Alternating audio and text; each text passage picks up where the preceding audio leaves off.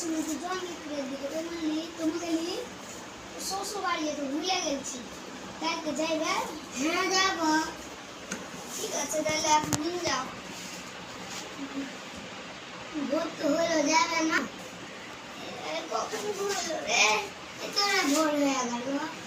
ধরে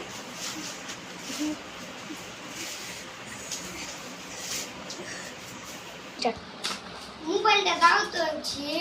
কি করবে মা করতে একটু ফোন লাগাবো হ্যালো হ্যালো মা হ্যালো কি লাগাচ্ছি